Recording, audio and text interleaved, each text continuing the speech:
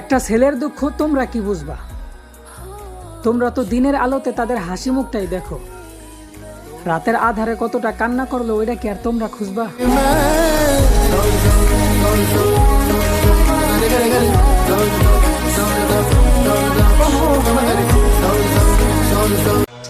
তারপর যদি আমার কথা বিশ্বাস না হয় তাইলে এই প্রবাসে আইসাও দেখতে পারো ভাই। মাসে কত টাকা কামাইলা আপন মানুষগুলা ফোন দিয়া এইটাই জিগাইব, কিন্তু কতটা কষ্ট করে কামাইলা বিশ্বাস করো এই কথাটা কখনো কেউ জিগাইব না ভাই।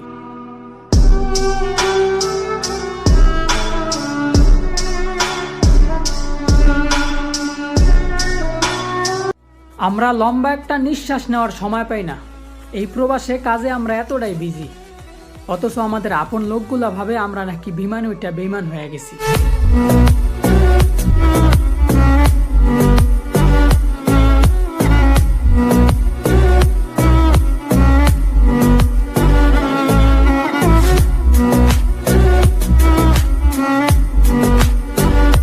বাবা মাতার গাম পায়ে ফেলাইয়া কষ্ট করে ইনকাম করলো, তার ছেলেরে প্রবাসে পাঠাইব বললা সেই টাকা দিয়ে আবার পাসপোর্ট বানাইতে দিল।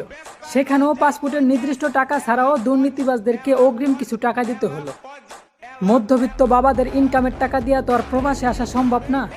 তাই সারাটা জীবন কষ্ট করে হালাল খাওয়া বাবাও প্রতি মাসে সুদ দেওয়ার শর্তে ব্যাংক থেকে লোন আনতে বাধ্য হলো।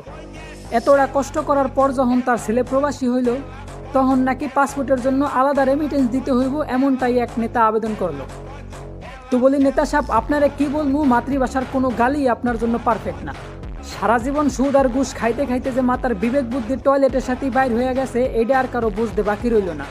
তো বলি এই দুনিয়ায় বংশ আর ক্ষমতার বড়ায় দেখা কোনো লাভ নেই, কারণ আপনার চাইতে অনেক ক্ষমতাধর মানুষ এই মাটির উপর রাজত্ব করে গেছে ভাই। অবাক করার বিষয় হলো আজও তারা মাত্র 3.5 হাত মাটির নিচে শুয়ে আছে, কিন্তু মাটির উপরে তাদের কোনো নাম নিশানাও নেই।